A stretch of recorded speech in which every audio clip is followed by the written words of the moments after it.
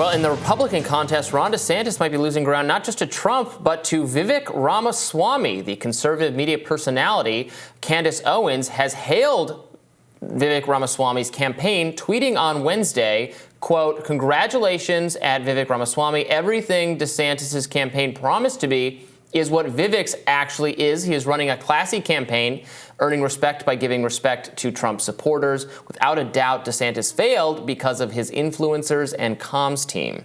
She also included a graph from a survey taken by Kaplan Strategies showing Ramaswamy is now neck and neck with Florida Governor Ron DeSantis, both getting 12% support from voters. Donald Trump is the front runner, eclipsing his rivals with 48% support. So Ramaswamy definitely coming on strong. That came out of nowhere. Nobody knew who he was really until he started running, unless you watched Rising, because we have interviewed him here. He's one of those people, like RFK Jr., like other outside the political establishment challengers who've done well promoting themselves by appearing on a lot of web-based shows and podcasts, et cetera. And he has found a way to court Trump supporters in a way that doesn't turn them off, despite he's running against Donald Trump ostensibly. But he gets, I think what Candace Owens is getting at is that he seems to speak more naturally about the issues that are really animating the right-wing base right now, the weaponization of the federal government, free speech issues in big tech, all of those kinds of things. There's you can see from the poll numbers, something is resonating. There's a sincerity there that is being appreciated in a way DeSantis isn't capitalizing on what was perceived to be a very good record in Florida. Yeah, he has run framing himself as a Trump but harder, saying that Trump didn't go far enough on some of his America First policies. He has really escalated, offering as policy proposals, for example, raising the voting age to 25 unless certain requirements are met. He proposed arming and training every household in Taiwan to protect against an attack from China, saying at an NRA conference, quote, "You want to stop Xi Jinping from invading Taiwan? Put a gun in every Taiwanese household," which I think there's some question about what that means in terms of our military funding. Yeah. He has been critical of kind of unlimited aid to Ukraine, which is a popular issue among the more independent-minded people on the left and the right. But most people on the left also broadly want there to be a decline in military funding and a shrinking of our military and imperial apparatus, whereas some conservatives seem to want to lessen it in Ukraine but escalate elsewhere in the world. So that's something that I think he'll have to negotiate. But interestingly, Donald Trump has given him a positive nod on several occasions, and I wonder if that will start to change if he becomes a genuine threat.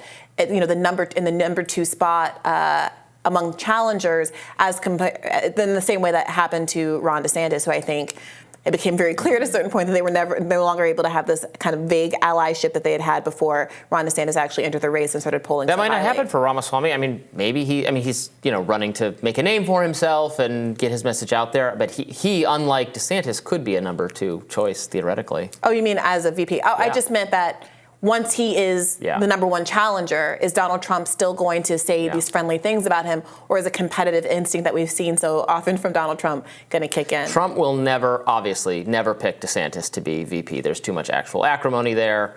And if DeSantis somehow defeated Trump for the nomination, he would never pick Trump to be his VP. Trump's not going to be VP to anyone. But I think that is why their dynamic is particularly unpleasant, whereas all the rest of these people, not Christie, are not going so hard against Trump that they couldn't be picked to be his VP. Yeah. Another question is, if he does become a more prominent contestant in this race and get more media coverage, how are some of his more extreme views going to be viewed by the broader public, including Trump's own audience? The Washington Post reported a while back that young Republicans were very upset by his efforts to raise the voting age to 25.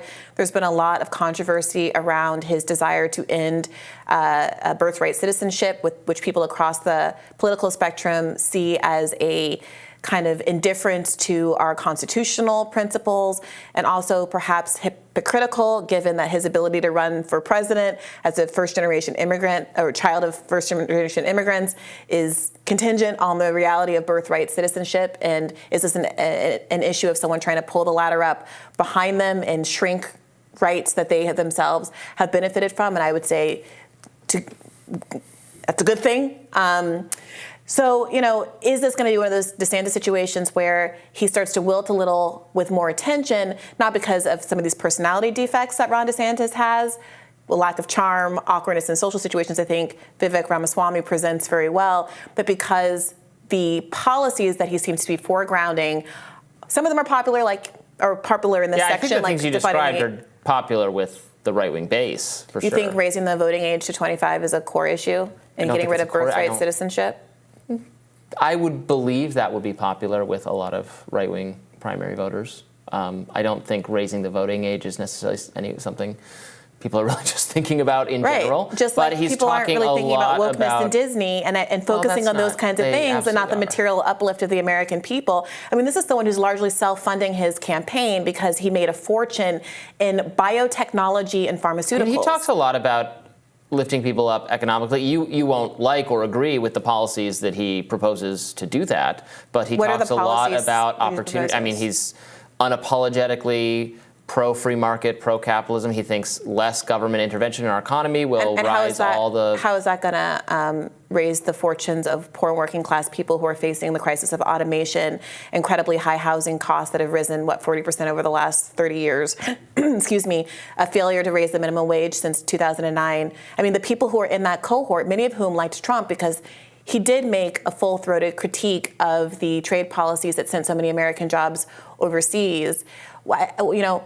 Is there a connection between what Vivek Ramaswamy, someone who went to Harvard, was in my class, who has made millions and millions of dollars in a sector that is very distrusted now in America, one, because of the healthcare crisis, and two, because of COVID, that's the biotechnology and pharmaceutical sector, going to make a pitch to working class Americans that he knows what the prescription is to actually uplift them materially? Well, you'd have to ask him, but I think he thinks the policies of generally having a less regulated economic system will make goods and services cheaper, and we're all consumers, and raises the quality of living that way rather than what more can the government do for you in terms of handouts and structuring your life and all that sort of thing.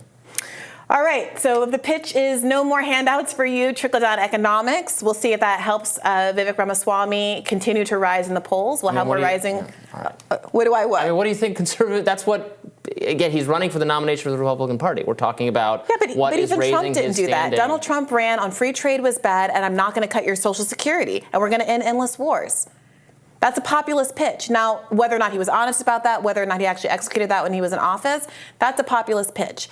And, he had an ability to seemingly recognize, talk to the regular Americans, inveigh against elites. Well, I don't know that I'm not like a Vivek campaign surrogate, but I don't know that he has any differences with Donald Trump on those issues you just mentioned. Yeah, we'll see. We'll see. But the focus that he has chosen to foreground in his campaign, I'm comparing him to Ron DeSantis because Ron DeSantis made choices about how he wanted to brand himself, and he chose wokeness, and it doesn't seem like that's going very well. The focus he's choosing for himself is, he keeps talking about defunding the FBI or vastly shrinking the FBI. That's a good one. He also I think he's matching the moment in terms of Republican interest in shrinking the part of the federal bureaucracy that is targeted at Americans, some conservative Americans, dissident, contrarian Americans, in terms of their free speech rights. I agree with defunding the FBI. Yeah. I don't actually think that's a mainstream belief even among Republicans. It's not. Most Republicans, most Democrats, the establishment loves the FBI. They love the military. These things, we have to be clear about what it means to run on a national stage versus what it means to be able to get enough online support to get to 12, 13, 20% of the vote. RFK Jr. was able to ride that for a certain period of time, and you can consolidate a certain amount of the vote.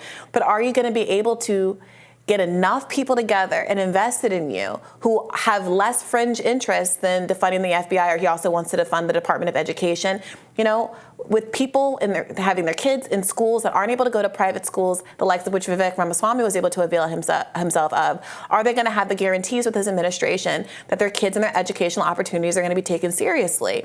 Is a free market laissez-faire situation for elementary, middle school, and high school students in the United States of America what voters are really looking for, even if they do agree that there should be some reforms, that they don't like the teachers' unions or what have you? And there was government funding of public schools before the Department of Education existed. It's not getting rid of the vast federal bureaucracy that would actually free up more money to spend on actual students and kids is, I think, the pitch. I don't think that that's his pitch, but I'm looking forward to hearing more directly from him, hopefully, once again, on this show.